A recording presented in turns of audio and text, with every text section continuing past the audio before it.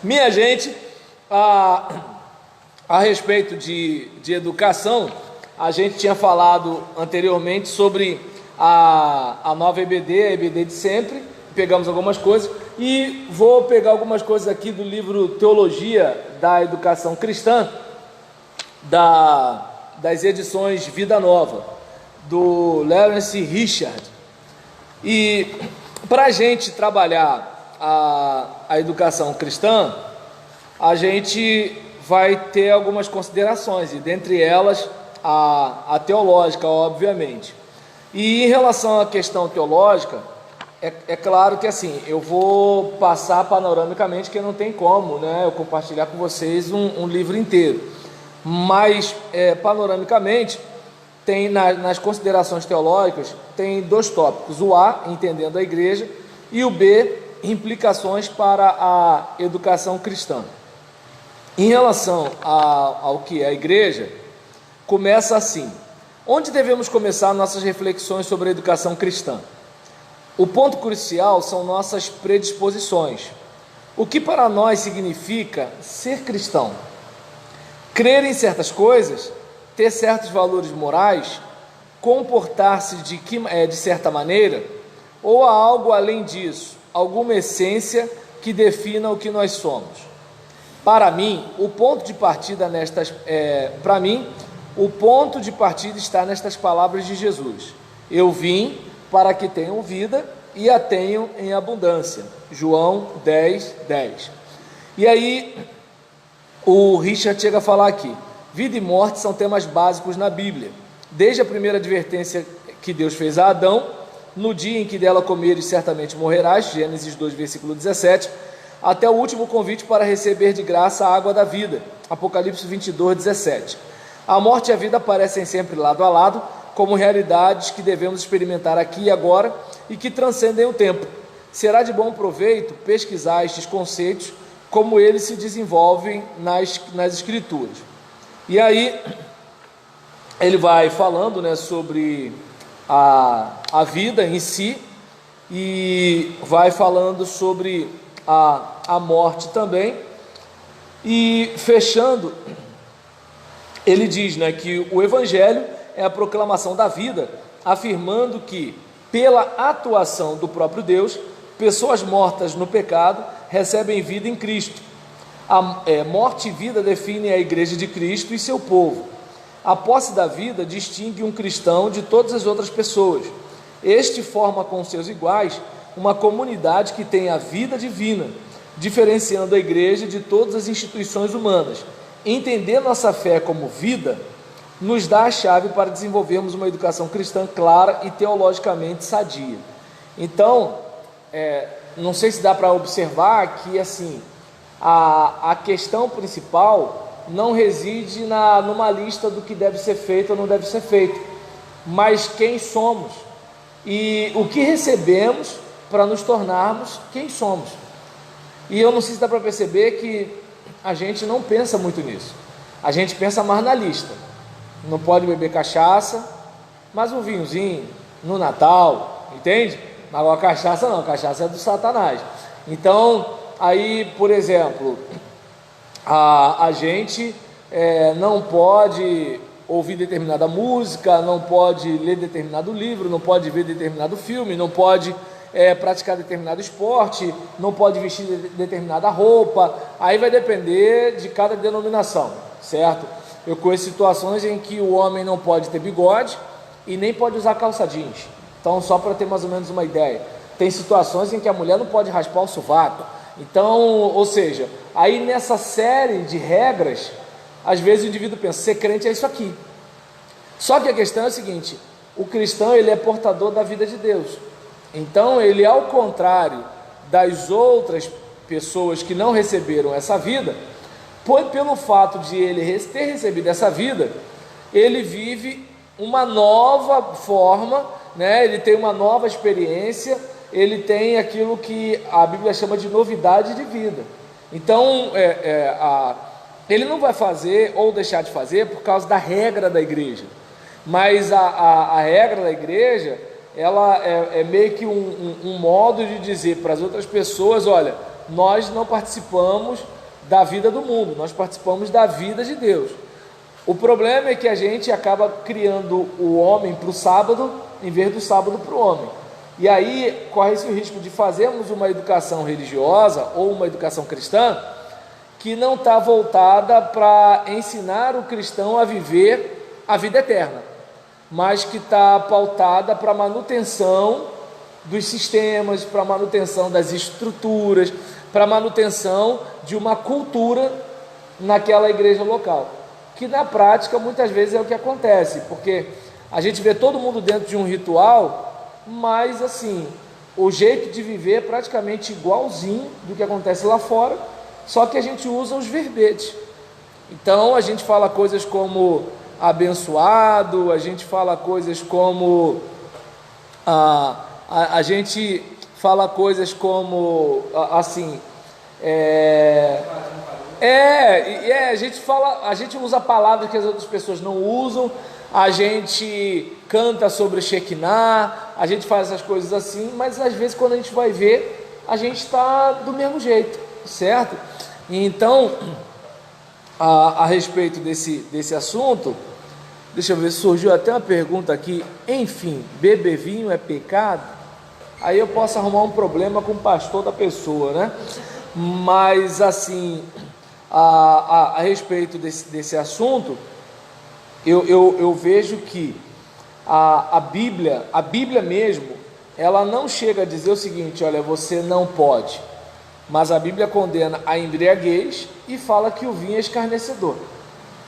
Então, por exemplo, digamos, o camarada, ele teve uma experiência bem dolorosa com bebida alcoólica, veio para a igreja. Eu entendo que no lugar dele, ele tem que assim, a bebida lá e eu aqui. O outro que nunca bebeu, ele não sabe se ele tem uma predisposição a vício. Então, se ele não sabe se tem ou não, ele só vai descobrir no primeiro gole. Eu sugiro que não vá para o primeiro gole, porque o alcoólatra não começa enchendo a cara, ele começa no primeiro gole.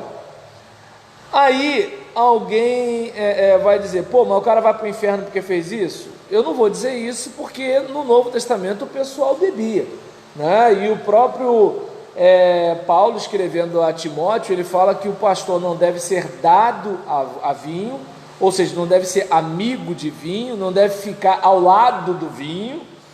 E o diácono, ele dá um pouco mais de brecha, né? Não pode ser dado a muito vinho, certo? Então, o pastor não pode ser dado ao vinho, o diácono não pode ser dado a muito vinho. Então, assim, é como, por exemplo, você vai usar a internet, mas você sabe que se você tem uma predisposição a vício, você tem que colocar um aplicativo lá para cair, para cortar o sinal quando não sei o quê, alguma coisa você tem que fazer. Por quê? Porque senão você pode ficar escravo, certo? Então, o próprio texto bíblico fala, né, que o vinho é escarnecedor e a bebida forte é alvoroçadora. O problema é que, se você, num sermão de meia hora, toca nesse assunto, o cara já vai para a barraca porque você pregou, entende? Quando você tem um tempo longo para conversar, para bater papo, apresentar as coisas, tranquilo. Ou se você fosse fazer uma série de estudos falando sobre vício, aí beleza, porque assim, só botar a lista dizendo pode ou não pode, é como antigamente, quando se colocava aquele monte de roupa comprida na mulher. Ou seja, o cara tem uma perturbação, ele não trata da perturbação dele, então o demônio está nela e ela tem que ficar coberta. Ou seja, a gente tem dois problemas aí. A gente tem o problema da sensualidade das irmãs, mas a gente também tem o problema dos olhos cobiçosos dos irmãos.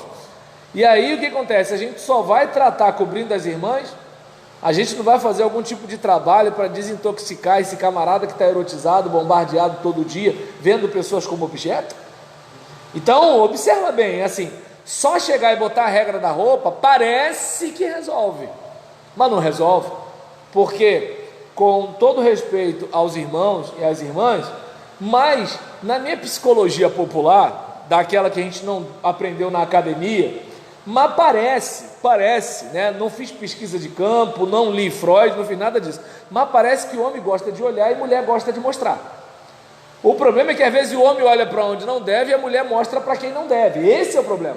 Mostrar não é o problema e olhar não é o problema. A questão é quem e para quem, certo? E aí, qual é a parte que pelo menos eu observo aí? Se, né, a questão é botar a saia abaixo do joelho, sim, a gente bota. Mas tem que botar, pastor, um lascado, porque senão na hora de andar a gente pode cair. Ah, não, tudo bem, irmã, entendo, tem que botar o lascado. O problema é que às vezes o lascado mostra o fígado. Deu para entender como é o negócio?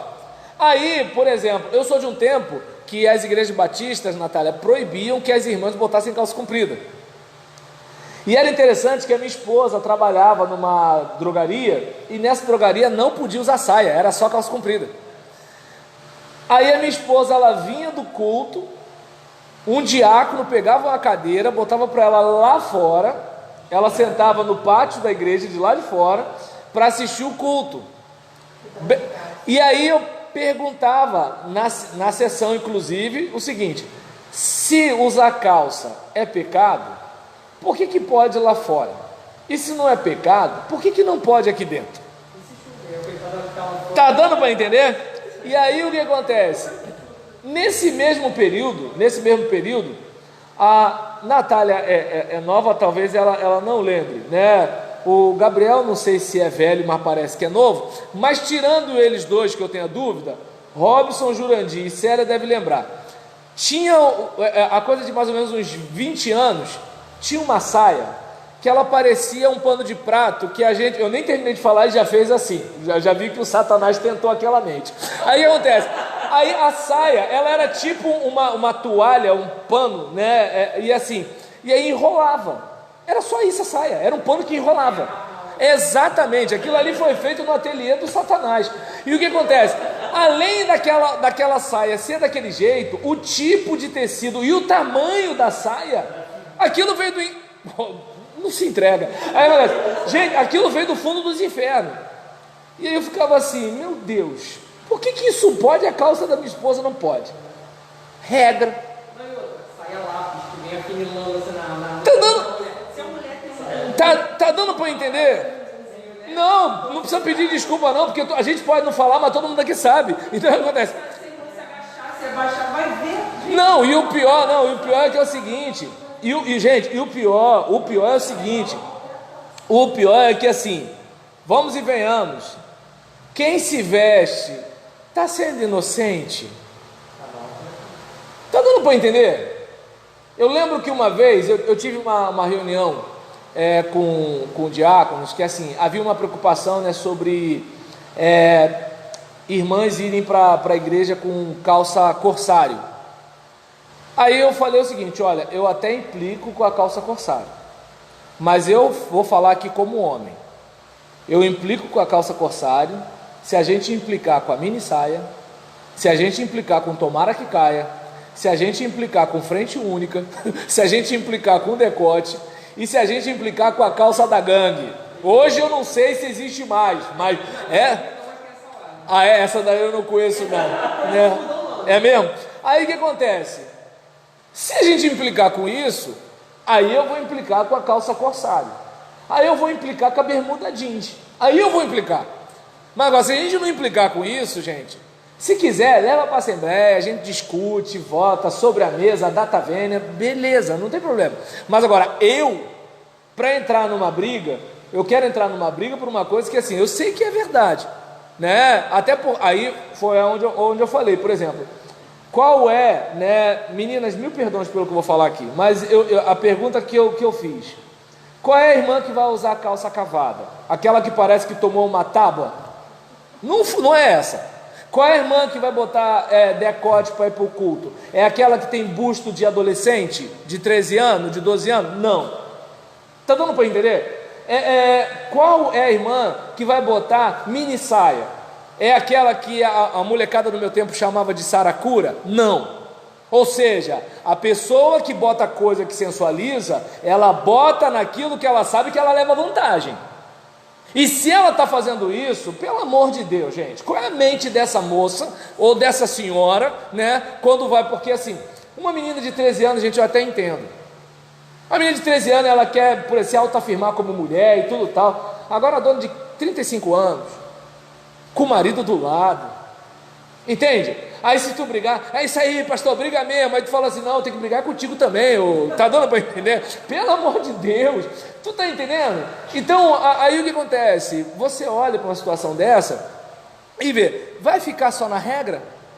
Porque se ficar na regra, proíbe a calça, mas não combate a indecência. Então o que adiantou botar a regra? É onde você vê a questão do direito aí no nosso Brasil, né?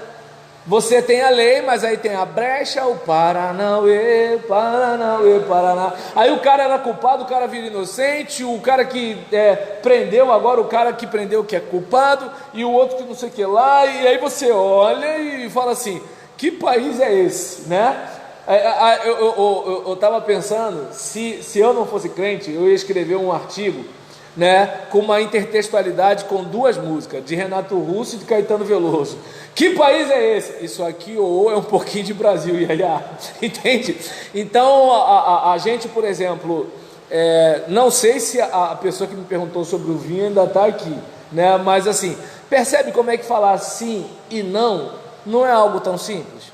Não é tão simples.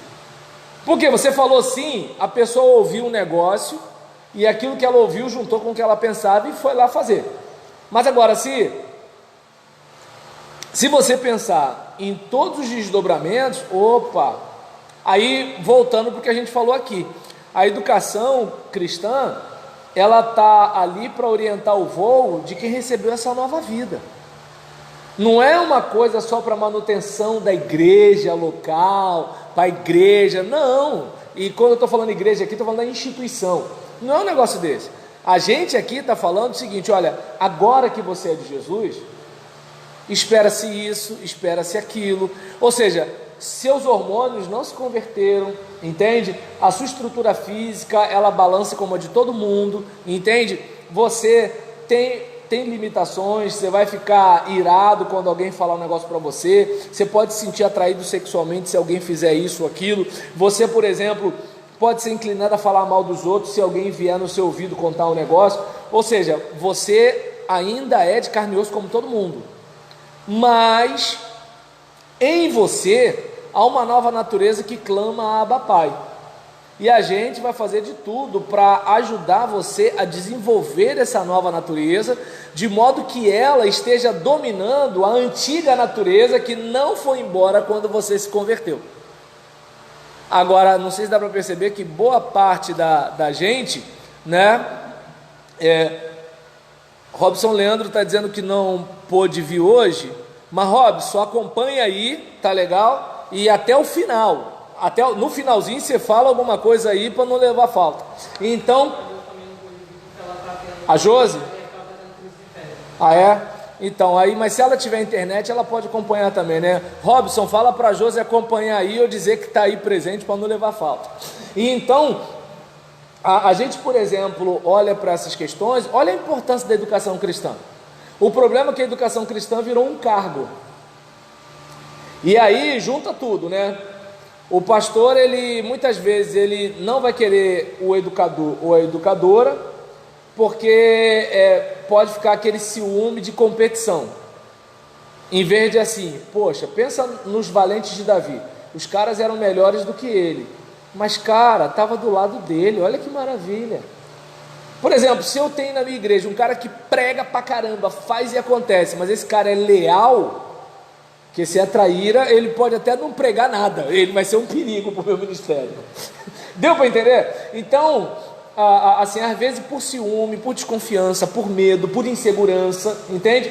O pastor não vai querer ter alguém nessa área, ninguém que chame muito a atenção, ele quer ser o centro, né? Claro que ninguém diz isso, todo mundo diz que o centro é Jesus, para a glória do Pai, né?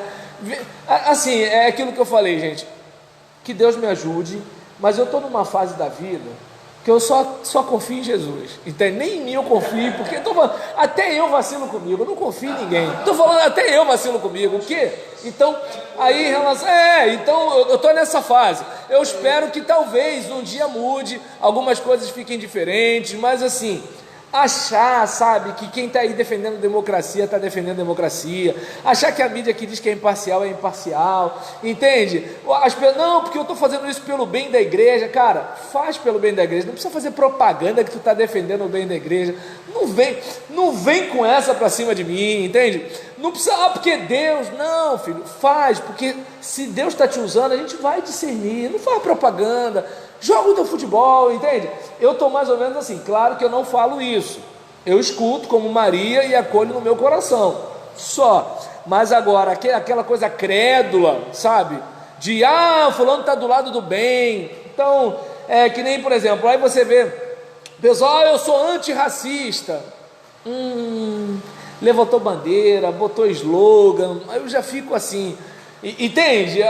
Assim, aí você já fica, aí o cara chama de homofobia, uma coisa que se você pegar um pouquinho de língua portuguesa, você vê que não é homofobia, aí o cara chama de fascismo, uma coisa que se você souber um pouquinho de história não é fascismo, então aí tu vai vendo os negócios assim, aí tu fala assim, esse aqui pode até não prestar, mas esse aqui parece estar prestando menos ainda. Então eu sou mais ou menos nesse perfil. E aí, vindo para cá na questão da igreja, às vezes o pastor ele pode estar com ciúme, né? E eu pelo menos profetizo, determino, declaro que isso não vai acontecer no ministério de vocês. Vocês não vão ser esses tipos de líderes na igreja, certo? E se não funcionar nada disso que eu fiz, eu bato na madeira, tá bom? Isso não vai acontecer com vocês, até porque ninguém perde o que não tem. Se você tem que fazer de tudo para segurar o seu ministério, filhão, você vai rodar daqui a pouco, entende? Então, vai vivendo e o dia que você cair, você caiu, acabou, entende? Então, agora, fazer igual Saul, ficar prejudicando os outros, entende? Se aquelas pessoas na igreja são más, você acabou se tornando pior do que elas, porque você está sacrificando pessoas para se manter num cargo de poder. Você não está ali porque você ama aquela gente e quer cuidar daquela gente, você só não quer perder aquela posição, certo? E aí, por exemplo, às vezes o camarada não faz por causa de situações assim, às vezes não faz porque tem educador que quer ser pastor, e aí que está o problema. É como, por exemplo, pensa bem, imagina, poxa, eu estou precisando, né, de restaurar, revitalizar o coro da minha igreja, aí eu chamo um cara que é top de música, aí ele vai para lá, só que ele percebe que está tendo algumas crises lá na igreja, tem uns murmuradores lá, e ele vai e escolhe um lado. Eu falo, eu chamo o cara para me ajudar, o cara fecha com determinadas pessoas para ficar minando o meu trabalho. Aí tu fica assim, poxa, esse cara ele foi para lá com boa intenção, ele foi para lá para abençoar a igreja, porque se fosse ele já ia dar logo um toque nos irmãos, olha só, a tua guerra contra o pastor é você e o pastor, entende? Bota veneno na comida dele, mata ele, faz o que você quiser, mas não me bota nesse rolo, eu estou aqui para a gente trabalhar no coro. Mas a gente vai fazer uma... Não, irmão, não quero participar disso. Só que às vezes o pastor já tem a neurose, ele acha que está sendo perseguido por todo mundo, então aí ele não quer o quê? Não quer ter um cara na música, porque o cara chama atenção na música, não quer ter um cara na educação, porque o cara chama atenção na educação. Aí o que acontece? Aí ele só quer ser cercado de gente mediana. Só que qual é o problema disso? Tudo bem, ninguém ameaça ele, mas também a gente não avança. Porque o que fazia o exército de Davi avançar? Os caras eram melhores do que ele. Por exemplo, você tem a seleção do Filipão, os caras eram melhores do que ele, mas ele era o técnico, e ele trouxe a vitória. Entende? Assim, é esse tipo de situação que às vezes a pessoa ela não tem ideia. Em contrapartida, é o que eu falei, tem aquele cara que é o seguinte: fulano, você é um excelente diácono, mas quer ser pastor? Entra na fila. Por exemplo, sexta-feira, irmãos, vocês ficam aqui até 10 horas da noite, aí vocês ficam 3 anos aqui, aí quando vocês vão assumir uma igreja, um camarada que conhece teologia, de ficar pegando PDF dos outros, de ficar discutindo em grupo de WhatsApp, né, ouvindo medalhão do YouTube, aquele negócio todinho, não sabe nem qual é a escola teológica do cara, entende? Aí aquele cara, ele se acha em condições de discutir com você, começa a dizer que você não sabe nada, aquele negócio todinho e tudo tal. Então, esse tipo de situação, né, assim, cara, tu quer ser? Beleza, vai para o seminário. Se quer ser pastor batista, né, vai para o seminário, vai estudar um pouco, vai perceber o quanto você não sabe. Depois que você passar por isso, né, e detalhe, para você ir para o seminário, você ainda tem que ser humilde de contar com o envio da sua igreja e com o apoio do seu pastor. Aí observa bem, você tem que ter humildade, porque se a sua igreja falar assim, não é a hora, vai se rebelar, vai fazer birra, vai mudar de igreja para outra igreja te mandar?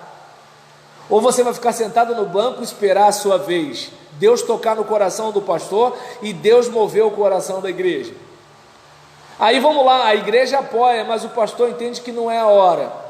Você abaixa a cabeça e respeita, ou você entende que não, Deus falou para eu ir? Pô, mas Deus te deu um pastor. Ou Deus errou de te dar aquele pastor? Ah, Deus acertou na hora que mandou você ir, mas errou na hora de colocar o pastor que disse não. Então, já que você mesmo se pastoreia, por que tu está lá? Entende como é que é o negócio? Então observa, tem gente que não quer passar por esse momento de humildade, igreja e pastor.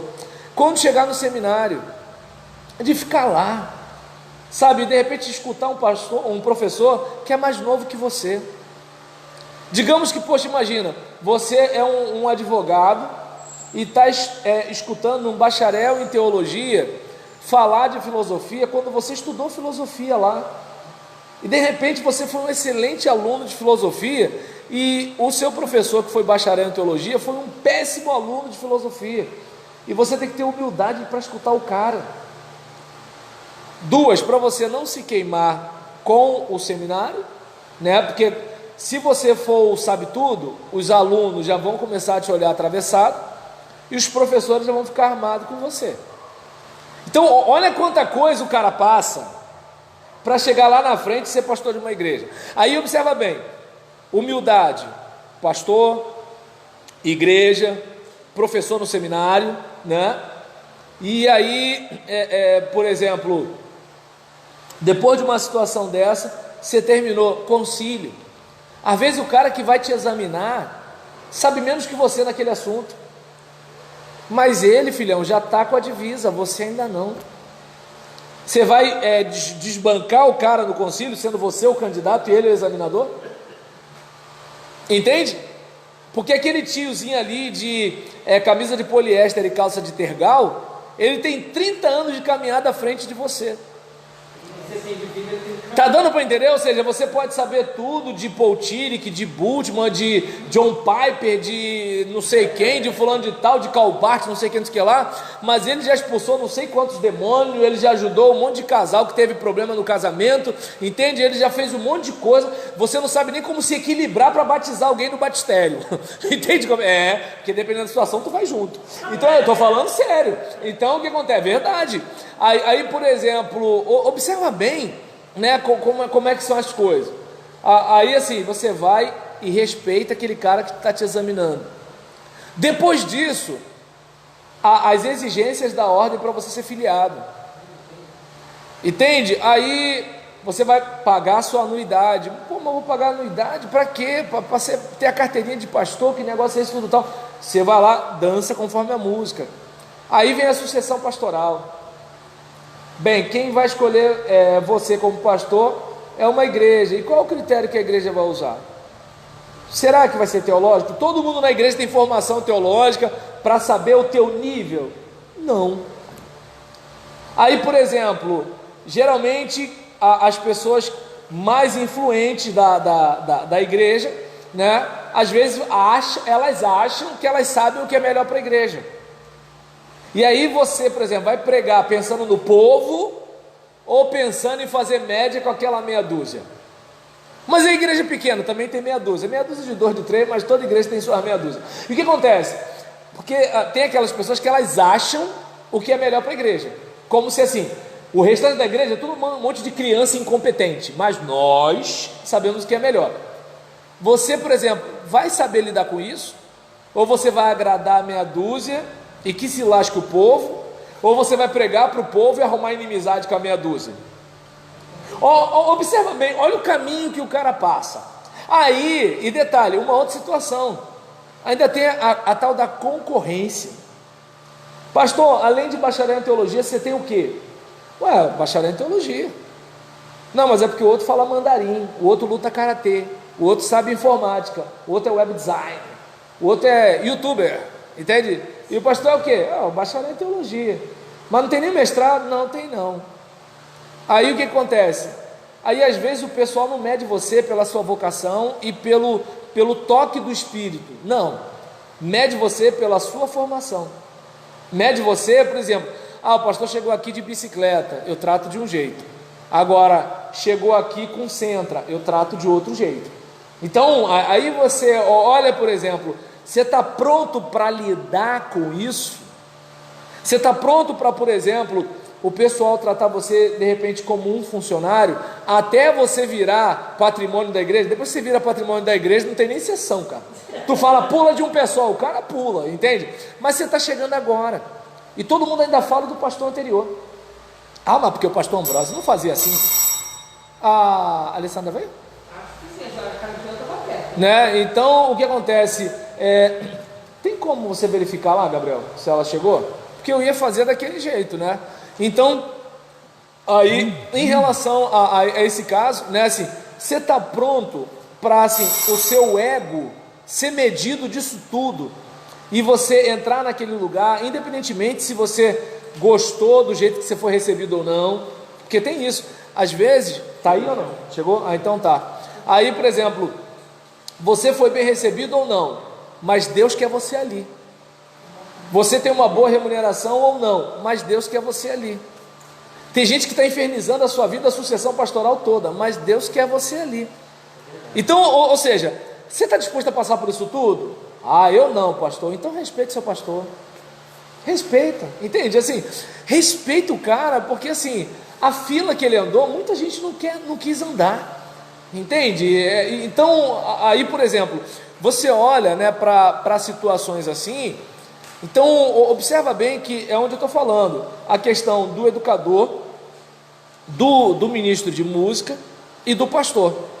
O pastor não tem que ter ciúme do ministro de música nem do ministro de educação. E o ministro de educação não tem que competir com o pastor, nem o ministro de música competir com o pastor. Ali a gente está para um complementar com o outro trabalho, para a gente fazer a igreja crescer. O diácono não tem que pastorear a igreja, entende? E o pastor não tem que ficar pegando o trator para resolver as coisas. O pastor, ele é um membro, ele não é a membresia. E aí, nisso que ele fica fazendo o trabalho da membresia, vai acomodar mais ainda a membresia, entende? Aí, aquilo que a gente falou no código de ética dos diáconos semana passada, entende? Aí eu botei um título lá, nó cego pode ser diácono? Entende? Botei, aí eu botei lá, código de ética, né, item 9. Então, observa bem, né, essa situação toda, né, que assim, se a gente olhar para essa questão de, estamos aqui para ensinar o pessoal a viver essa nova vida, né? Então, como eu não imaginava que hoje, vocês sabiam, né? Então, deixa só eu fechar aqui. Então, falamos da igreja, a questão do homem, né? A gente verifica aquela situação, né? É? Então, por exemplo, a gente, Natália, para poupar o Gabriel, pede ela só 10 minutinhos, e aí depois a gente desconta do nosso tempo aqui, tá? Então, em relação a esse caso, a gente vê que assim, bem, o homem ele é criado à imagem e semelhança de Deus.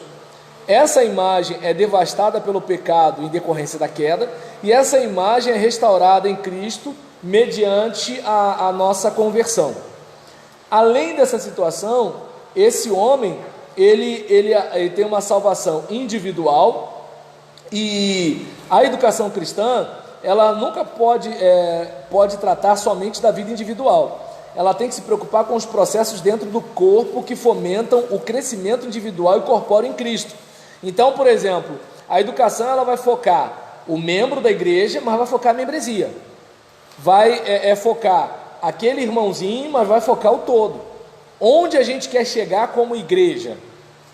Entende? Olha só, percebe que se a pessoa da educação ela pensar nisso, ela não tem tempo para competir com o cara da música ou com o cara do púlpito, porque ela já vai ter trabalho pra caramba, certo? E aí a gente observa, né, que qualquer educação cristã que se concentre somente no indivíduo ou no grupo, excluindo o outro, está destinada ao fracasso, que é a questão da igreja, né, que assim, a educação só foca no trabalho da igreja, os cultos, as reuniões, as organizações, tá, mas e o membro? Como é que a gente atinge esse cara como indivíduo?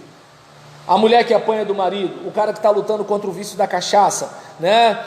Aquele obreiro que, por exemplo, está sempre trazendo problema na assembleia, é sempre ele. Já viu aquela sessão que, assim, o pastor já está esperando. Então como é que é, por exemplo, proposta, apoio, está em discussão, o pastor já olha para ele, porque já sabe que é ali que vai vir o negócio. Então o que acontece? A gente está pensando nisso, certo? A juventude da igreja, como é que está? É uma onda de jovens que estão na universidade nesse momento. A gente está pensando como é que está esse pessoal aí. A crise de gerações, né, em relação à cultura dos antigos, à cultura dos mais jovens, certo? Hoje em dia, uma coisa que qualquer pessoa na área de liderança da igreja deve pensar, a polarização política. Porque tem crente que está desunido mesmo, os crentes estão desunidos, na mesma igreja. A gente tem que ver isso aí, porque senão não vai ter igreja, irmãos. Sabe, o pessoal chamando, membro da mesma igreja, um chamando o outro de desonesto, de burro, disso, daquilo e tudo tal. Então assim, é algo para a gente pensar, né? E aí nisso, né, a gente vai fechar a questão, né, da igreja, né? Deixa eu ver, pensando nos modelos que a gente poderia ter de ensino, né? Então, a gente trabalha com o modelo A, né, em que aquela ênfase básica é a exposição da matéria e desenvolvimento da inteligência, né? O assunto é acadêmico. O modelo B, que é desenvolvimento intelectual, emocional, social, físico e estético. Ou o modelo C, produtiva experiência de vida através de anos passados na escola. Então tem isso, é só saber, né? É compreender ou é fazer, certo? Então, em relação à questão dos currículos, né, é decidido por especialistas, é desenvolvido de maneira pessoal, dependendo da capacidade e do interesse do aluno, ou os alunos consultam os professores, e pais e pessoas da comunidade. Então, em relação a quem orienta currículo, professores, livros e manuais, ou o conteúdo é tirado de todas as fontes de conhecimento, ou a ênfase em aprender como estudar e tomar decisões, aprendendo das experiências à medida que ocorrem. Aí a gente vai vendo, né, uma série de situações que assim o educador ele vai pensar qual é o currículo. Por exemplo, vamos pegar a revista de escola dominical. Eu lembro que na época eu era pastor interino, né, na minha igreja, e não essa, onde eu fui seminarista. E aí o pessoal da congregação acho que estava trabalhando com a revista da Central Gospel, acho que é da Central Gospel, ou da Cultura Cristã, que é presbiteriana. Falei, gente, nós somos batistas, então a gente tem que ter literatura batista, a não ser que a gente use uma literatura de outra denominação, por causa do currículo, não do preço.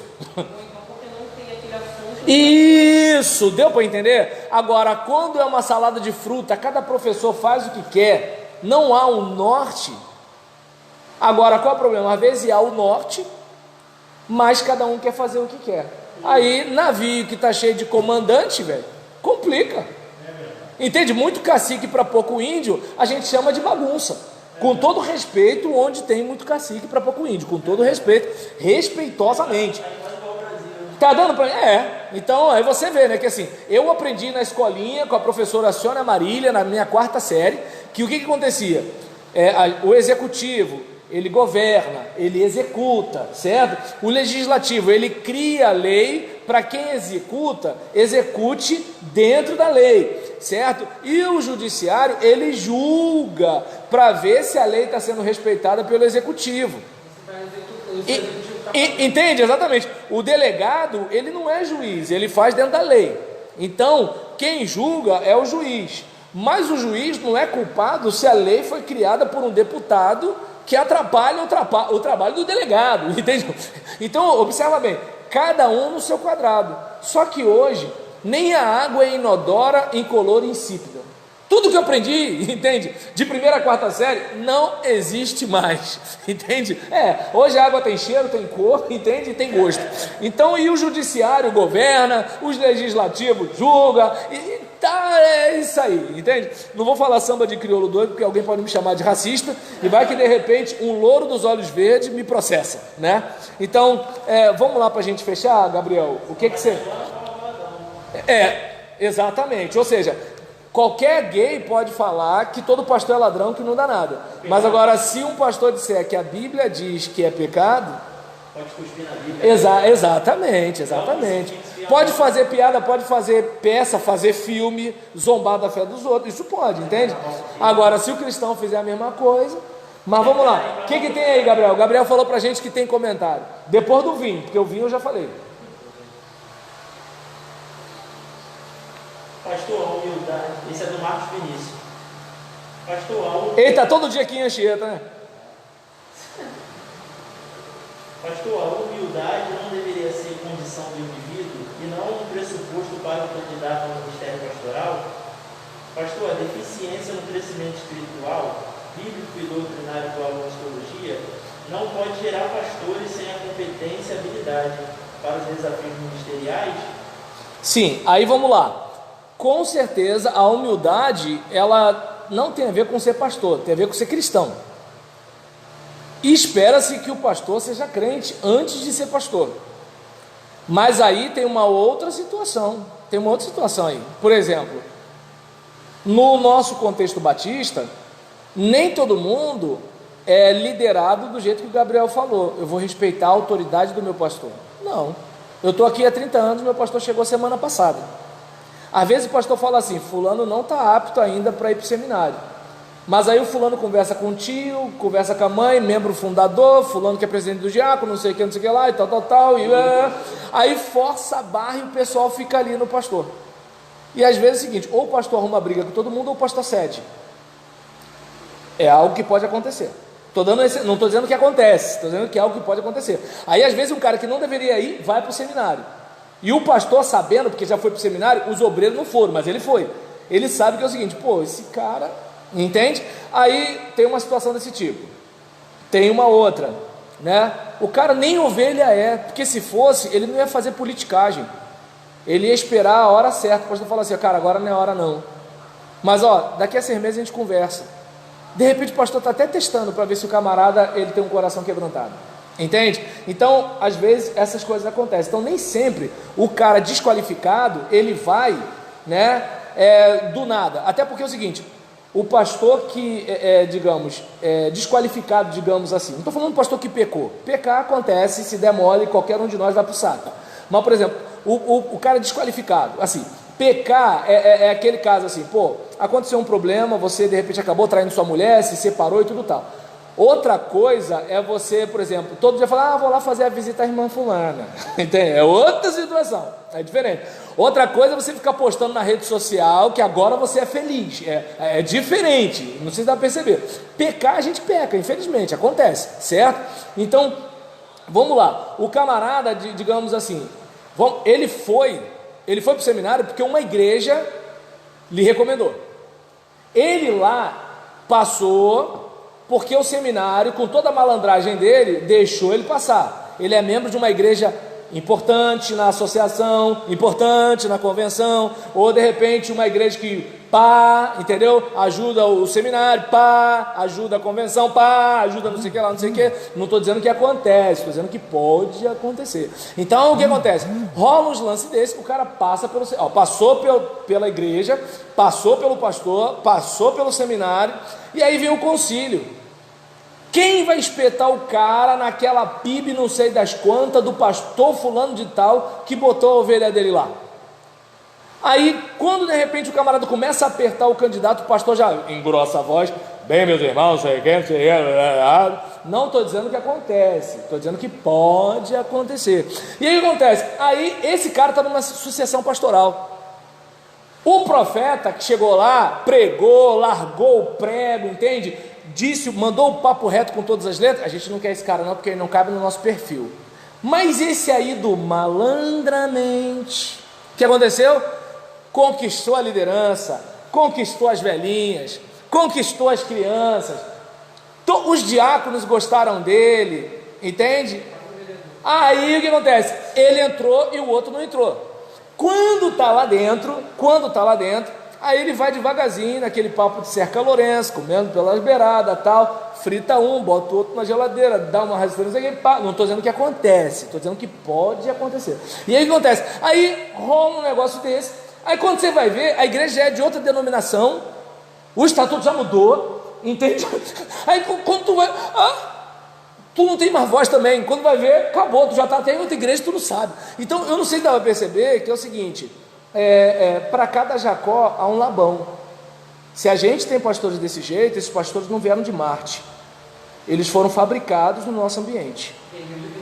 Está dando para entender? Espaço que homens e mulheres de Deus de verdade não tiveram, porque a gente diz que quer franqueza e verdade, mas no fundo, o que a gente quer é ser adulado. Entende? Então, eu entendo que assim, o cara desqualificado, ele passa por tudo isso aí. Então, nessa hora, a gente tem que bater em todo mundo. É igual dizer, porque a música na igreja batista agora está pobre, a gente não manda mais o cara para estudar música sacra porque é muito caro. Então fica escutando o camarada que fica lá no chá com pão, só e dó, revistinha do meu tempo, né? Vai lá no Cifra Clube e pá, e não reclama. E tá bom demais, porque o cara pelo menos ainda é esforçado. Quem tinha que ter esse esforço era a liderança da igreja. Então, observa bem, é uma situação.